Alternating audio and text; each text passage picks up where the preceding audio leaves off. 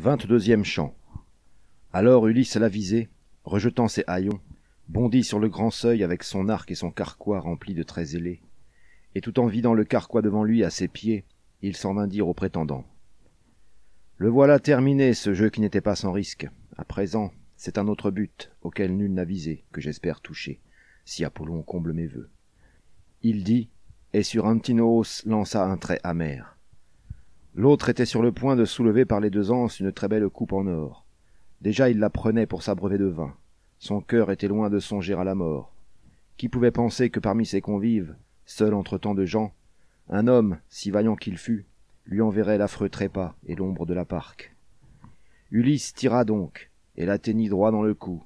La pointe traversa de part en part la tendre nuque. L'autre alors bascula, la coupe lui tomba des mains, et sous le choc, un flot épais jaillit de ses narines. C'était du sang humain. D'un brusque mouvement du pied, il renversa la table et fit tomber les mets par terre. Pain et rôtis en furent tout souillés. Les prétendants menèrent grand bruit dans la salle en voyant tomber l'homme. Sautant de leur fauteuil, ils s'élancèrent dans la salle et partout sur les murs épais, ils cherchèrent des yeux où s'emparer d'un bouclier ou d'une forte lance. Alors ils prirent Ulysse à partie et s'écrièrent. « Étranger, quel forfait! Et quoi, tu tires sur des hommes? Ce sera là ton dernier jeu, la mort est sur ta tête, car tu viens de tuer celui qui était le grand chef des jeunes gens d'Ithaque, et les vautours vont y manger. » Ainsi parlaient-ils tous, croyant qu'Ulysse avait tué cet homme par mégarde, insensés qui ne voyaient pas que déjà les nœuds de la mort se refermaient sur eux. Les fixant d'un œil torve, Ulysse l'avisé leur dit. « Ah, chiens! Vous vous imaginiez que du pays troyen je ne reviendrais plus chez moi. Vous vidiez ma maison, vous entriez de vive force au lit de mes servantes, et alors que j'étais vivant, vous courtisiez ma femme, sans redouter les dieux qui vivent dans le vaste ciel, sans penser qu'un vengeur humain pourrait surgir un jour. Mais vous voici emprisonnés dans les nœuds de la mort. » Comme il disait ces mots, la terreur les fit tous verdir, et chacun cherchait de ses yeux où fuir la sombre mort. Seul Eurymaque prit la parole et lui répliqua. « Si c'est bien toi qui nous reviens, notre Ulysse d'Ithaque, tu n'as que trop raison de rappeler aux Achéens le mal qu'ils ont commis dans ta demeure et dans tes champs. Mais le voilà couché, celui qui fut cause de tout, car c'est lui, c'est Antinous, l'auteur de ces méfaits. Ce n'est pas tant l'hymen qu'il rêvait et qu'il désirait, il avait d'autres plans que Zeus n'a pas réalisés. Régner sur ton pays d'Ithaque et sur ta belle ville, aussitôt qu'il aurait tué ton fils en embuscade. Mais puisque le voilà puni, épargne tes sujets. Plus tard, à frais communs, nous saurons te dédommager de tout ce que nous avons bu et mangé sous ton toit. Chacun de nous t'apportera l'amende de 20 bœufs, ainsi que du bronze et de l'or, pour apaiser ton cœur. Jusque-là, nul ne saurait t'en vouloir d'être en colère. » Le fixant d'un œil torve, Ulysse l'avisé lui dit. « Eurymaque, vous auriez beau m'apporter tous vos biens, tous ceux de vos parents, et même m'en ajouter d'autres. Mes bras ne renonceraient pas pour autant au massacre, avant d'avoir puni tous les forfaits des prétendants. À présent, vous avez le choix, ou lutter face à face, ou fuir, pour tâcher d'éviter les parques et la mort. Mais je doute qu'un seul échappe au funeste trépas. » Il dit, et leur cœur de trembler, leurs genoux de fléchir. Eurymaque alors reprit la parole et répondit. « Ami, cet homme ne retiendra pas ses mains sauvages. Maintenant qu'il a pris l'arc bien poli et le carquois, il va du haut du seuil luisant, tirer et massacrer jusqu'au dernier de nous. Ne songeons plus qu'à la bataille.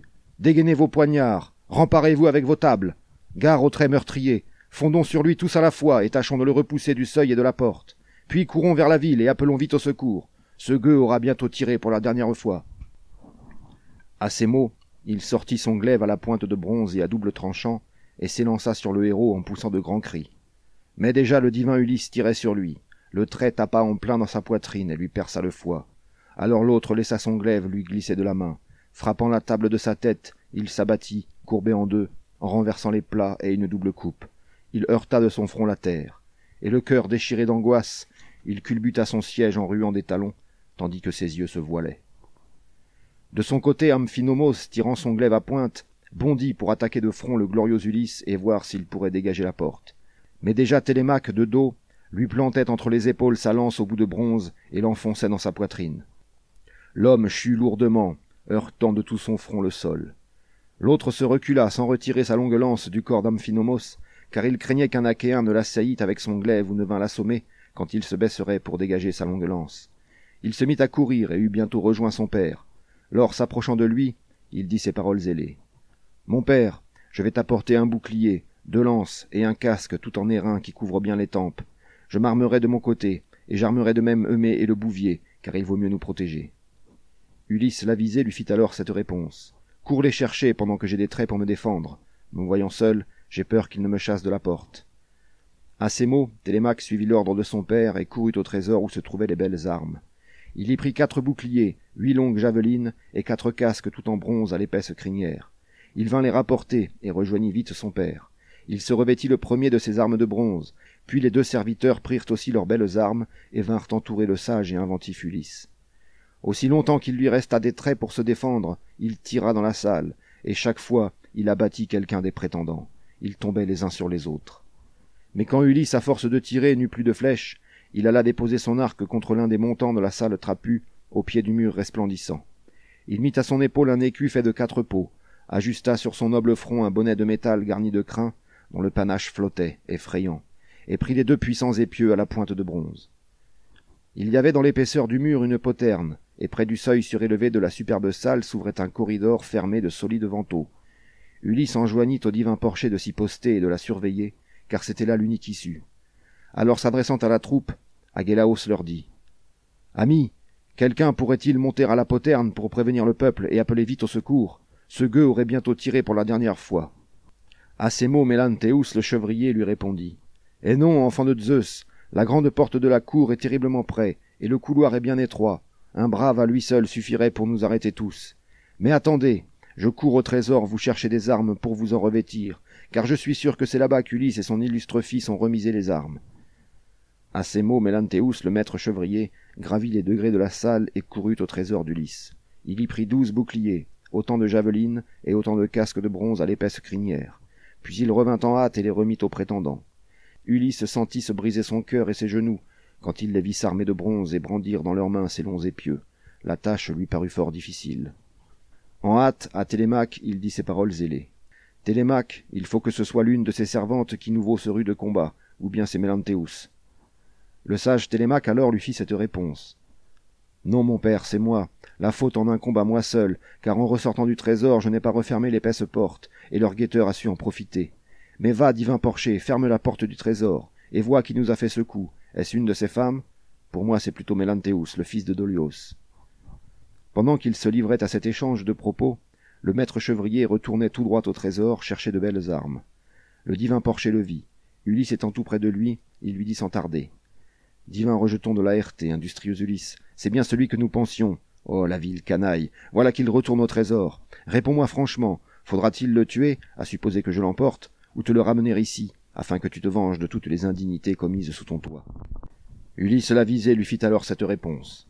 « Mon fils et moi, nous retiendrons les prétendants superbes entre ces 4 murs, en dépit de tous leurs assauts. Vous 2, ramenez-lui les pieds et les mains en arrière, jetez-le dans la chambre et fermez la porte sur vous. Après l'avoir bien ficelé d'une corde tressée, soulevez-le jusqu'au plafond le long d'une colonne. Je veux qu'il reste en vie et souffre de cruels tourments. » En entendant ces mots, ils s'empressèrent d'obéir. Parvenus au trésor sans que l'autre s'en fût douté, ils l'aperçurent tout au fond, qui cherchait d'autres armes. Ils se postèrent donc près de la porte et attendirent.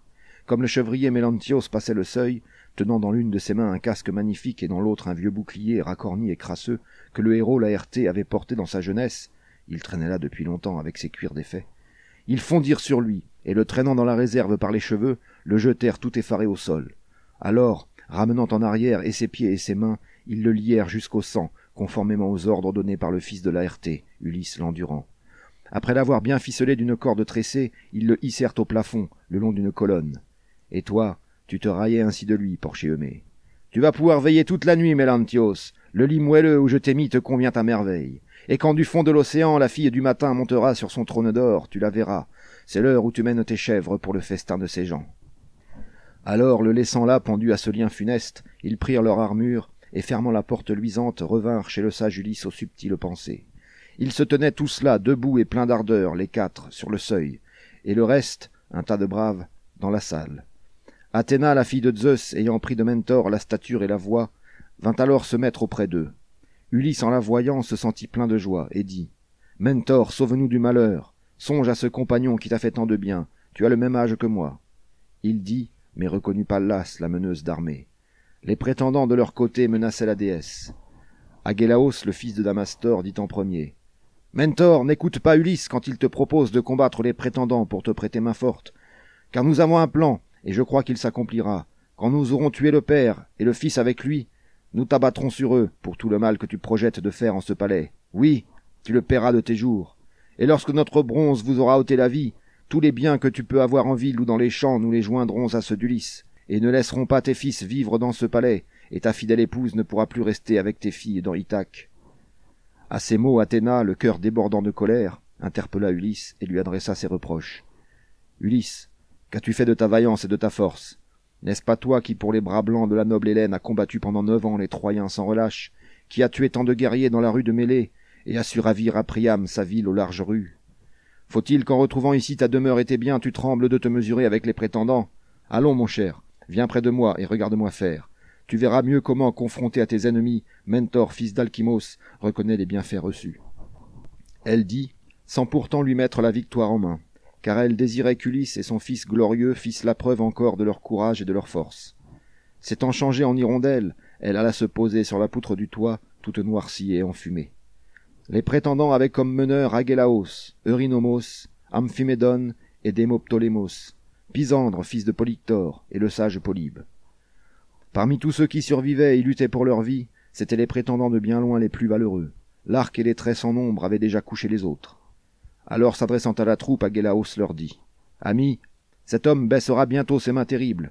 Mentor s'en est allé, après quelques vaines bravades, et il ne reste que cela, en travers de la porte. Ainsi ne jetez point vos longues lances tous ensemble. À nous 6 de tirer d'abord. Nous verrons bien si Zeus nous donnera d'atteindre Ulysse et d'emporter la gloire. Quand celui-ci sera tombé, nous nous moquons des autres. » À ces mots, ils tirèrent tous, suivant l'ordre reçu. Ils visaient bien, mais Athéna dévia tous leurs traits. La pique de l'un frappa dans l'épaisse embrasure, une autre atteignit le panneau de la porte en bois plein, une autre dans le mur planta sa lourde pointe en bronze. Voyant que tous les prétendants avaient manqué leur coup, Ulysse l'endurant prit la parole et s'écria. « Amis, à mon tour maintenant de vous donner mes ordres. Tirons tous dans le tas. Ces prétendants n'ont qu'une envie, c'est de nous massacrer, après le mal qu'ils nous ont fait. » À ces mots, ils lancèrent tous leurs javelots pointus en visant bien. Ulysse abattit Démoptolémos, Télémaque Euryadès, le divin Porché Élatos, et le maître Bouvier renversa pour sa part Pisandre. Tous, sur le vaste sol, allèrent mordre la poussière. Comme les autres prétendants reculaient dans le fond, nos gens coururent retirer des morts leurs javelines. Les prétendants jetèrent de nouveau leurs longues piques. Ils visaient bien, mais Athéna dévia tous leurs traits. La pique de l'un frappa dans l'épaisse embrasure, une autre atteignit le panneau de la porte en bois plein, une autre dans le mur, planta sa lourde pointe en bronze. Amphimédon, pourtant, toucha Télémaque au poignet, mais le bronze ne fit que lui égratigner la peau. Ctésippe de sa lance effleura l'épaule de Mée par-dessus son écu, puis l'arme vola jusqu'à terre. Alors les gens du sage Ulysse aux subtiles pensées tirèrent dans le tas avec leurs javelots pointus. Ulysse, le grand saccageur, tua Eurydamas, et Télémaque, Amphimédon, et le Porché, Polybe. Quant à Ctésippe, il fut touché en plein dans la poitrine par le maître Bouvier, qui s'écria tout triomphant. « Fils de Polythercès, ô grand railleur, c'en est fini de n'écouter que ta sottise et de parler bien haut. Laisse aux dieux la parole, aussi bien ce sont les plus forts. Prends cette lance, en échange du pied que tu offris l'autre jour à Ulysse, alors qu'il mendiait ici. » Tels furent les mots du Bouvier. Ulysse alors courut au fils de Damastor et le tua à bout de pique. Télémaque toucha Léocrithès, fils d'Événor, au creux de l'estomac, et le transperça d'outre en outre. L'autre chute en avant, heurtant de tout son front le sol. Alors, au plafond de la salle, Athéna déploya son égide qui tue, et l'épouvante les saisit. Ils s'enfuirent terrifiés comme un troupeau de vaches qu'au retour du printemps, lorsque les jours se font plus longs, un temps agile attaque et ne cesse de tourmenter. Tels des vautours au bec crochu, aux serres recourbées, fondent du sommet des grands monts sur de petits oiseaux, qui se rabattent dans la plaine en fuyant les nuages. Ils se jettent sur eux pour les tuer. Fuite ou bataille, rien ne peut les sauver, et cette chasse plaît à tous. C'est ainsi que dans la grande salle, assaillis de partout, tombaient les prétendants. Un bruit horrible s'élevait des crânes fracassés, et le sol ruisselait de sang. Lyodès vint alors se jeter aux genoux d'Ulysse, et tout en l'implorant, il dit ces paroles zélées. « Je suis à tes genoux, Ulysse, épargne-moi, pitié. Jamais, je te le jure, aucune femme en ce palais n'a été par moi outragée en acte ou en parole. Je mettais même le holà quand ils allaient trop loin, mais rien ne les dissuadait de commettre ces crimes, et c'est à leur fureur qu'ils doivent leur indigne mort. Moi donc, qui fus leur aruspice et n'ai fait aucun mal, Vais-je périr comme eux, puisqu'il n'est plus de gratitude ?» Le fixant d'un œil torve, Ulysse l'avisé lui dit: « Eh bien, si tu prétends avoir été un aruspice, sans doute auras-tu prié maintes fois dans ce palais pour éloigner de moi le jour béni de mon retour, dans l'espoir de prendre ma femme et d'en avoir des fils. Ne compte donc pas te soustraire à une mort cruelle. » Il dit, et de sa forte main ramassant sur le sol le glaive qu'à ses pieds Agélaos avait lâché en succombant, il le lui plongea au milieu du cou. La voix se tut, et la tête roula dans la poussière.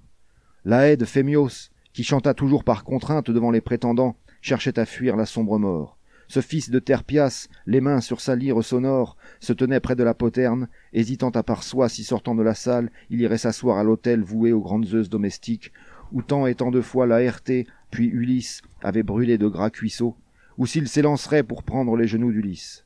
Tout bien considéré, il lui sembla qu'il valait mieux prendre par les genoux Ulysse, le fils de Laërté.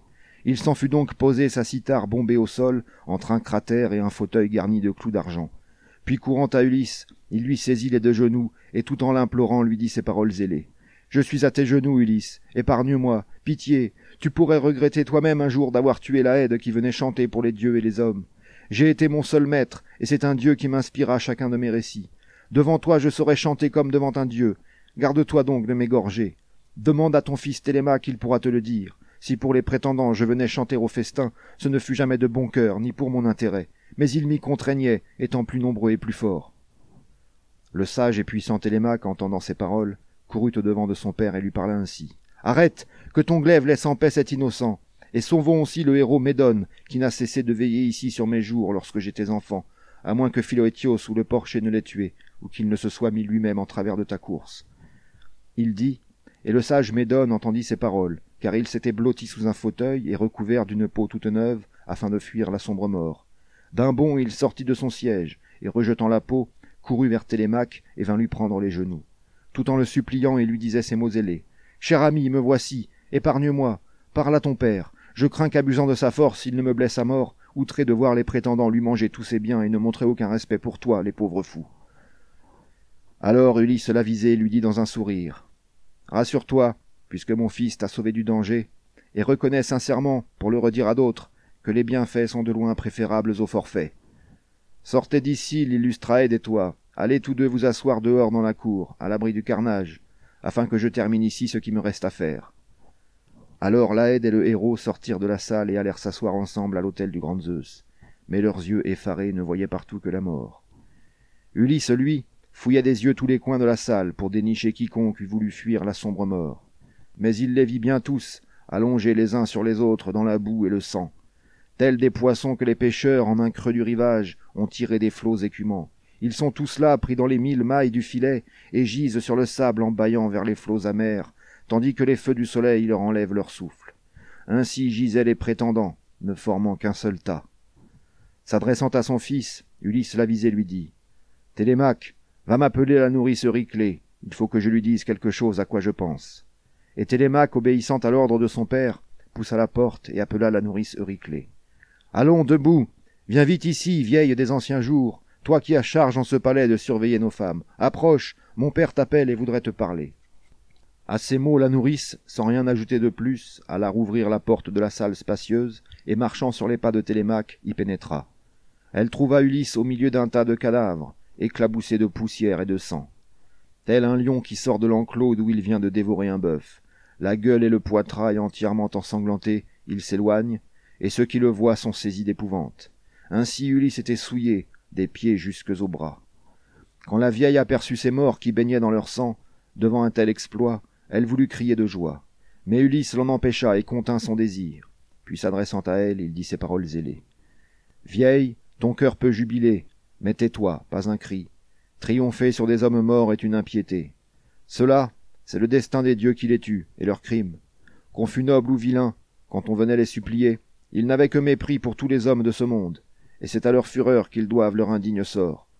Mais toi, nomme-moi donc, parmi les femmes du palais, celles qui ont fauté et celles qui sont innocentes. » La nourrice Euryclée alors lui fit cette réponse. « Eh bien mon fils, voici exactement ce qu'il en est.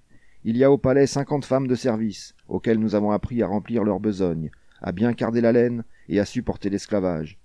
Il en est 12 en tout, dont la conduite scandaleuse a été sans respect pour toi, pour Pénélope même. Télémaque achevait seulement de grandir. Sa mère ne lui permettait pas de commander à ses servantes. Mais allons, laisse-moi monter à l'étage brillant avertir ton épouse. Un dieu doit l'avoir endormie. Ulysse l'avisé lui fit alors cette réponse. Ne la réveille pas encore. Amène-moi ici toutes les filles que tu vis tramer des vilainies. La vieille Riclée, à ces mots, sortant de la grande salle, s'en fut dire aux servantes de venir sans plus tarder. Puis Ulysse, ayant appelé auprès de lui son fils, ainsi qu'Eumée et le bouvier, leur dit ces mots ailés. Commencez par sortir ces morts, que les femmes vous aident. Ensuite, il faut que vous preniez l'éponge au mille-trous pour laver à grande eau les tables et les beaux fauteuils. Dès que dans la maison vous aurez tout remis en ordre, de cette salle bien bâtie emmenez les servantes dans la cour, entre la rotonde et la solide enceinte. Là, frappez-les de vos glaives pointus, afin que toutes perdent la vie, et jusqu'au souvenir des voluptés qu'elles goûtaient dans l'ombre en se donnant aux prétendants. Il dit, et déjà arrivait la troupe des servantes, poussant des cris affreux et versant des torrents de larmes. Pour commencer, il leur fallut emporter les cadavres, et ranger tous ces morts au porche de la cour bien close, pour n'en faire qu'un tas. Ulysse leur donnait ses ordres et pressait la besogne. Elle ne pouvait qu'obéir. Ensuite, il leur fallut prendre l'éponge au mille-trous et laver à grande eau les tables et les beaux fauteuils. Puis Télémaque, le bouvier, ainsi que le porcher, prirent des pelles pour racler le sol de la demeure aux murs épais, et les servantes jetaient les ordures. Dès que dans la maison ils eurent tout remis en ordre, de la salle trapue, ils emmenèrent les servantes dans la cour, entre la rotonde et la solide enceinte, et les bloquèrent dans un coin d'où l'on ne pouvait fuir. Le sage Télémaque fut le premier à parler. Il ne sera pas dit que j'ai donné une mort pure à celles qui ont déversé l'outrage sur ma tête et sur ma mère, et ont dormi avec les prétendants. Sur ces mots, il fixa à l'une des grandes colonnes un câble de bateau dont il entoura la rotonde, le tendant assez haut pour que les pieds ne touchent terre.